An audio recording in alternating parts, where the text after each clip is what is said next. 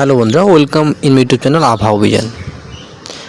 আজকে আমি দেখাবো যে কিভাবে আপনারা আপনাদের বাগানের গাছের চারা যত্ন নিতে পারেন এবং খুব সহজেই গাছের যে চেহারা সেটার কিন্তু আপনারা খুব ভালো মতো পরিবর্তন করতে পারেন। চলুন তাহলে দেখে নেওয়া যাক কী কী পদ্ধতি অবলম্বন করে আমরা আমাদের বাগানের গাছগুলির যত্ন নিতে পারি। দেখুন, প্রথমত আমার এই গাছগুলি আনার মোটামুটি 1.5 মাস হয়ে গেছে। আমি খুব একটা যত্ন নিইনি কিছু কারণে, তো এখন নিতে হবে।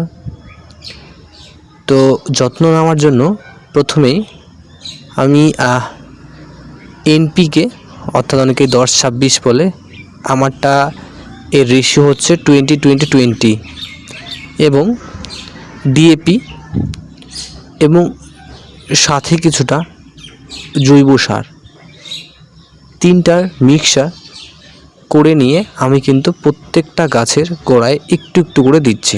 পরিমাণটা কিন্তু অনেকটাই কম।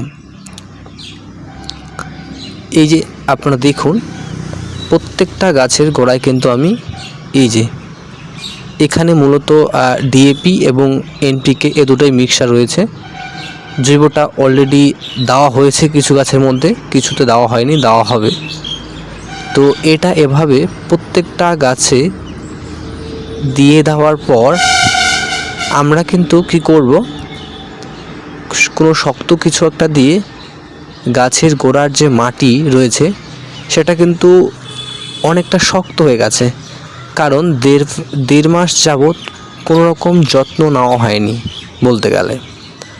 তো সেই জন্য সার দেওয়ার পর গাছের গোড়াগুলিতে আমরা কিন্তু ভালো মতো সেই গোড়াগুলি পরিষ্কার করে মাটিগুলিকেও নেড়ে দেব।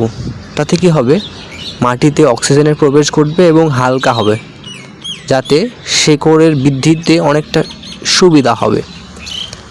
তার সাথে সাথে সারগুলি দেওয়ায় গাছের যে বৃদ্ধি, তার যে সবুজ ভাব এবং ফুলের ক্ষেত্রে ফুল গাছের কথা যদি বলি এবং ফলের ক্ষেত্রে ফলের গাছ, তো যে কোনো গাছই কিন্তু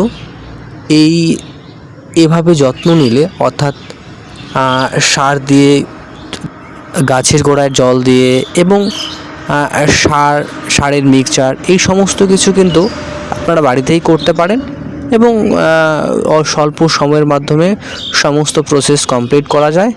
এবং তার ফলে কি হবে, গাছের চেহারার কিন্তু যেমন পরিবর্তন ঘটবে, তেমনি কিন্তু খুব তাড়াতাড়ি ফল বা ফুল আসবে এবং আপনি আপনার বাগানের আমূল পরিবর্তন দেখতে পাবেন। তো বন্ধুরা, এভাবেই আপনারা আপনাদের গাছের কিন্তু যত্ন নিতে পারেন। এবং আমার এই গাছগুলির যত্ন না নেওয়ার পিছনে অন্যতম কারণ হচ্ছে, আমি যেহেতু ই-কমার্সে সেল করি, সেক্ষেত্রে অনেকটা সময় সংকীর্ণতার কারণে হয়ে ওঠেনি।